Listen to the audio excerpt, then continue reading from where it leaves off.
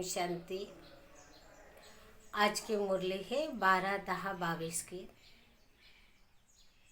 मीठे बच्चे, आज बाबा ने कहा है तुम्हें रूहानी कमाई में बहुत बहुत ध्यान देना है। सिर पर विकर्मों का बोझा बहुत है, इसलिए समय वेस्ट नहीं करना चाहिए। प्रश्न में कहा है बाबा ने, जिन बच्चों का ध्यान रूहानी कमाई में होगा उनकी निशानी क्या होगी? उत्तर है, वह कभी भी झरमई में अपना समय बर्बाद नहीं करेंगे। शरीर निर्वाह करते हुए भी रूहानी कमाई में समय लगाएंगे।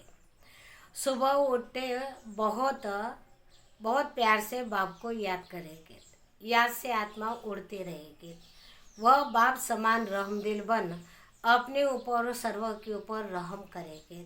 सबको बाप का परिचय देंगे। बाबा ने कहा हुआ है कि तुम्हें दादे की प्रॉपर्टी मिलती है।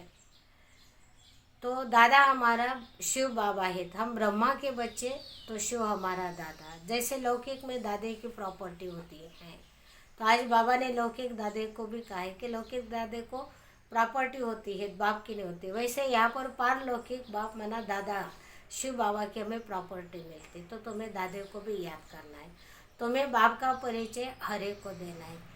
बाबा ने कहा है कि तुम्हें प्रदर्शनी प्रोजेक्टर के अंदर समझाना है विशेष।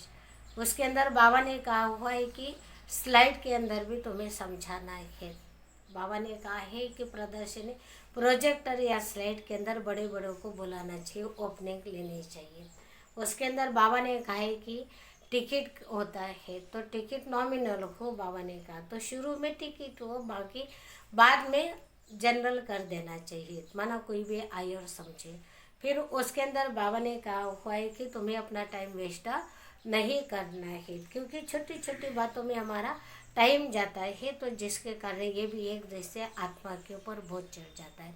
बाबा ने कहा है कि अभी तुम्हारी चढ़ती कला है, 1 सेकंड में चढ़ती कला, जैसे कि जंप लगाते, उतरने में तुम्हें 84 जन्म लेने पड़ते, माना 5000 वर्ष पूरे लग जाते। बाबा ने कहा हुई कि विशेष विराट रूप, आज बाबा ने गोले का चित्र भी कहा है, कल्प वृक्ष का चित्र कहा हुआ है, और विराट रूप का चित्र, तो इसके अंदर तुम बहुत अच्छी रीति समझाने दे सकते हैं। फिर बाबा ने कहा हुआ है कि मोहम्मद गजनबी यदि समझ जाता है कि ये बाप का मंदिर है तो वो कभी नहीं लौटता, लेकिन बाप का परिचय न होने के कारण अपने धर्म का एक मनुष्य को नशा होता है, और उसके कारण अज्ञान के वश वो मंदिर लूट लेता है। अल्लाह का मंदिर कोई लूट सकता है क्या? फिर बाबा ने कहा है कि देखो अभी कितना पार्टीशन कर दी है, पहले तो पार्टीशन नहीं था, सारा एक ही भारत के अंदर ही स्वर्ग बनता है। भारत एकता का राज्य चलता है, एक धर्म, एक राज्य, एक भाषा चलती है। शुरू में कोई झगड़े आदि नहीं थे। अभी तो देखो बाबा ने कहा धर्म में भी कितने झगड़े चल रहे हैं। उसके अंदर बाबा ने कहा है कि देखो बेसमझ देखना हो तो यही देखो, और समझदार देखना हो तो यही देखो, महामूर्ख देखना हो यही देखो, सयाना देखना हो तो यही देखो। बाबा ने कहा अज्ञान के अंदर बाप टीचर गुरु अलग होता है, लेकिन ये पता नहीं कि ये हमारा बाप भी है, टीचर भी, सतगुरु है। ये बात यदि मान जाए तो इसके अंदर विशेष बाबा ने कहा है कि शास्त्रों के अंदर गीता का भगवान श्री कृष्ण कहते हैं, यदि गीता का भगवान परमात्मा शिव होता है, एक ही होता तो सब मान लेते, लेकिन कृष्ण को भगवान कह दिया, जिसके कारण बाबा ने कहा सारी अटपटी बातें कर दी, उल्टे सुल्टे बातें कर दी है। अच्छा, धारणा के लिए मुख्य सार है। पहले पॉइंट बाबा कह रहे हैं स्वदर्शन चक्रधारी बनना है।